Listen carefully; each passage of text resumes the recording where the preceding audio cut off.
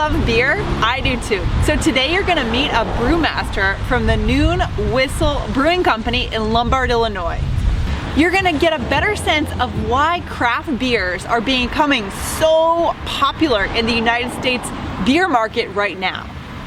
And by the time you finish this lesson, you'll be able to grab anyone's interest during a conversation during your next trip to the bar. So what is happening in the American beer market? What is changing? Well, in my mind, American beer drinkers are becoming pickier. They want more craft-oriented beers. They want beers that are not mass-produced by giant companies like Budweiser and Coors. Some beer drinkers want beer that is crafted in a more specific way, in a more personal way. So as of last year in the United States, there were 4,144 breweries, and that number continues to go up every month. There's a new brewery that just opened down the street from my house here in Cambridge, Massachusetts, and on opening weekend, there was a line out the door. So really, brewing beer is becoming an art form.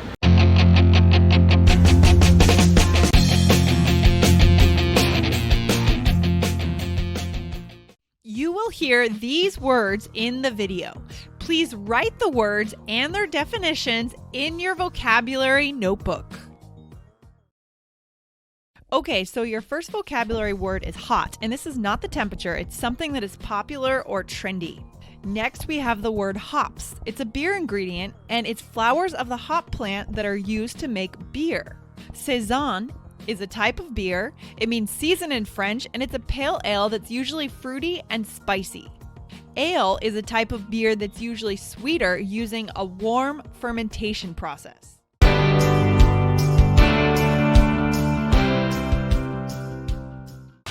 So that was such a fun day that Guy and I had in Chicago. I felt like a little kid in a candy store in the entire city of Chicago. There's just so much good food and good beer. So Guy and I rented bikes that day, and we worked our way up the city from the southern part of Chicago to the northern part. And once we hit the north, we stumbled on this craft beer festival. Amazing timing. And the festival was just ending, so we only had about 10 minutes in there, but I did have a chance to grab one of the brewmasters and ask him a couple questions about how he brews his beer. So let's take a look. Here is your task. Hey guys, all right, so you get to watch this awesome interview with a brewer, and you're not actually gonna watch it. We're using it as telephone practice. Awesome practice, you guys. How will this task help you in your future life? Well, you are gaining invaluable telephone practice, and you are practicing understanding and listening for details on the telephone. So the next time you have a phone call with a native speaker, you are going to be able to keep track with confidence and understand the important details that they want to share with you. So while you listen, all right, here is your task. You are going to listen for the answers to these questions. So write these questions down in your notebook, and then when you listen to the interview, write down your answers. Okay, so question number 1. What is the name of his brewery? What is the name of his brewery? Question number 2. When did he start his brewery? When did he start his brewery? Number 3, what is his company about to do? Okay, there's that awesome phrase, about to do something. So it means you're gonna do something soon. What's the next thing you're gonna do? So what is his company about to do? Number 4, what is right next to his brewery? Okay, number 5, what vegetable and or fruit flavors are in his beer? To be honest, I'm a little bit wary of vegetable beer. That sounds odd to me, but I'm pretty sure this guy makes it delicious. Okay, number 6, last one, number 6. What percentage alcohol is in most of his beers? What percentage alcohol is in most of his beers? Okay, so all of those questions you have written down in your notebook. Now it's time to practice. how's it going? Fantastic. Awesome, you got a nice beer in your hand there. Always have to. What is that? This is called Ginger Please. It's a hoppy red ale. Excellent. Can you tell me your name? I'm Paul Kreiner. Awesome, and what do you do, Paul? I'm a brewer for Noon Whistle Brewing Company. Fantastic. Did you find this brewing company yourself, or did you? Yeah, I'm one of the founders, and Mike is one of the other founders. Awesome, awesome. Okay. Why did you decide to start your brewing company? Like, how did that come about?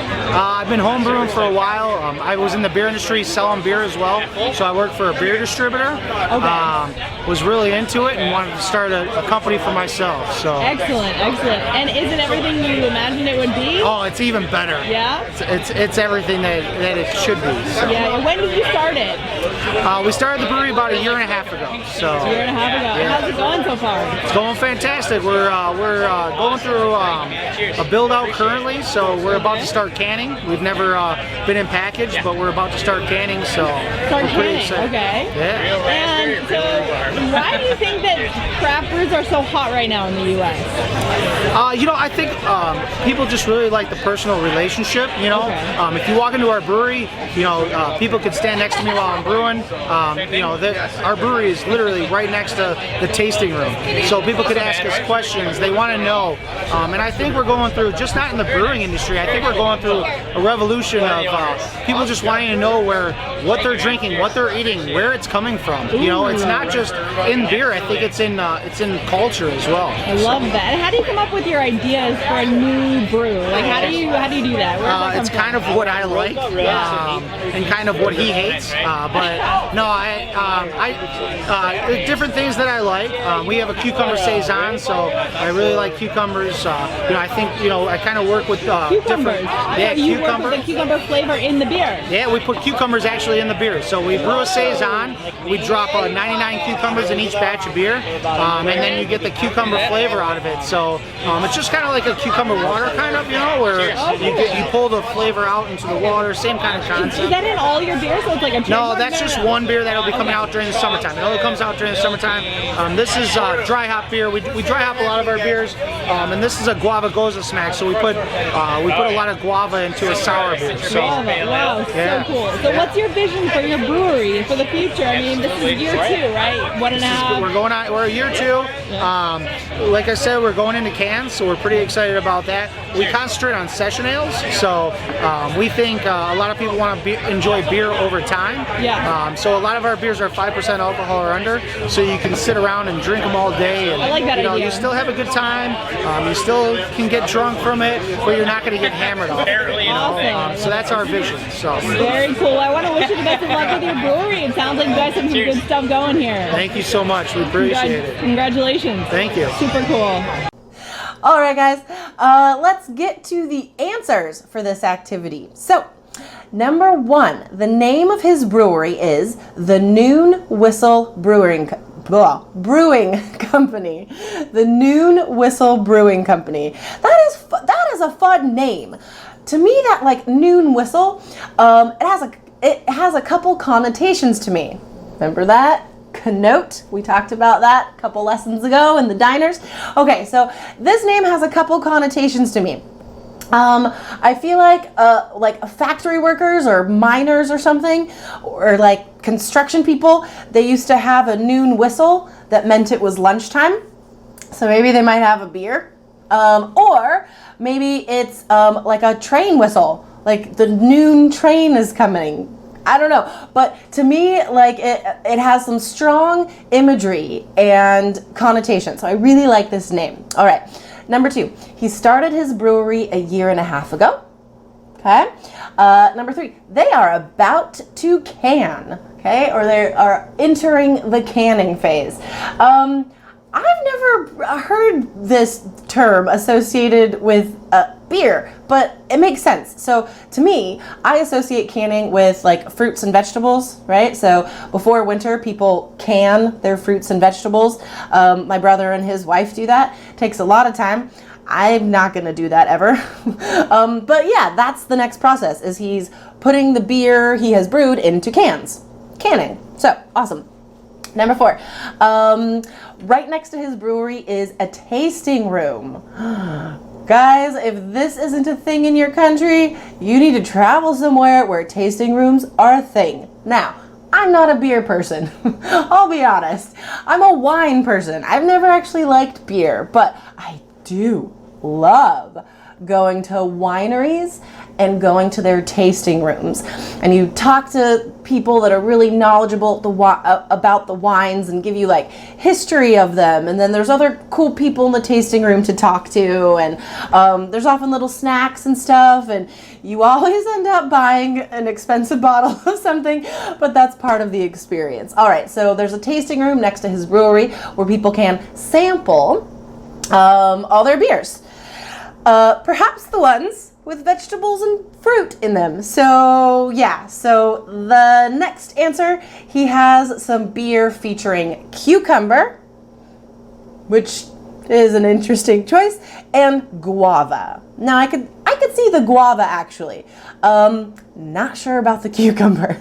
All right, and then the last answer, most of his beers are at a 5% alcohol level, which like he says is pretty low. So like their goal with their beers is that people can just drink a lot of them for a long time and not get super drunk, which it's a good goal, right? So he wants people to enjoy the experience of his beers, not just, here's some slang for you guys, not get trashed or wasted. Those are two adjectives we use for people that are really drunk. So yeah, he doesn't want people to do that. He just wants people to enjoy his product that he's crafting and is obviously really proud of. So yeah, lovely interview. You guys learned a lot today about beer. And yeah, now you can use this knowledge to impress the next group of English speakers that you're going to go out drinking with. Okay, guys, thank you for doing this task, and let's reflect.